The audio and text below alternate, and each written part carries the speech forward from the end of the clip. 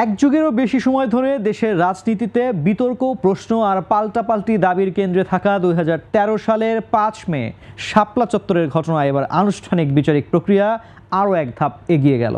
হেফাজতে ইসলামের সমাবেশে সংগঠিত হত্যাকাণ্ডের অভিযোগে ক্ষমতাচ্যুত প্রধানমন্ত্রী শেখ হাসিনা সহ 41 জনের বিরুদ্ধে আন্তর্জাতিক অপরাধ ট্রাইব্যুনালে আনুষ্ঠানিক অভিযোগ দাখিল করেছে প্রসিকিউশন।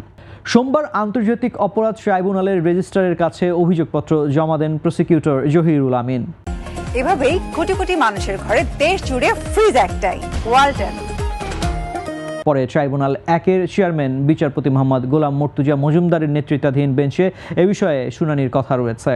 অভিযুক্তদের তালিকায় সাবেক সেনাপ্রধান জেনারেল আজিজ আহমেদ, সাবেক আইজিপি বেনজির আহমেদ, AKM শহীদুল হক সহ সাবেক সামরিক ও বেসামরিক প্রশাসনের একাধিক কর্মকর্তা রয়েছেন। প্রসিকিউশনের দাবি, 2013 সালের 5 মে রাজধানীর মতিঝিলের শাপলা চত্বরকে কেন্দ্র করে ঢাকা সহ দেশের 4টি স্থানে পরিচালিত অভিযানে 58 জন নিহত হন।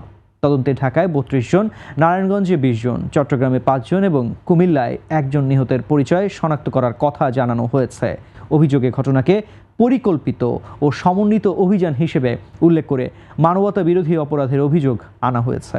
মামলায় বর্তমানে 9 জন অভিযুক্ত গ্রেফতার রয়েছেন।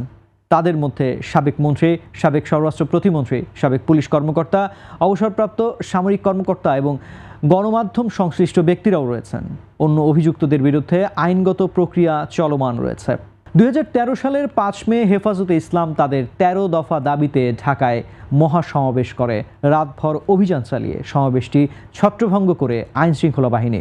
এরপর থেকেই ওই অভিযানে হতাহতের সংখ্যা নিয়ে সরকার, হেফাজতে ইসলাম, মানবাধিকার সংস্থা ও বিভিন্ন রাজনৈতিক পক্ষের মধ্যে দীর্ঘদিন ধরে ভিন্ন মত ও বিতর্ক চলে আসছে।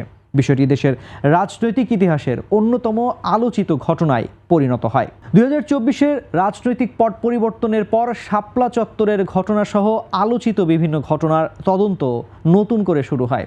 সেই ধারাবাহিকতায় তদন্ত শেষে এবার আনুষ্ঠানিক অভিযোগপত্র ট্রাইব্যুনালে জমা দিল প্রসিকিউশন।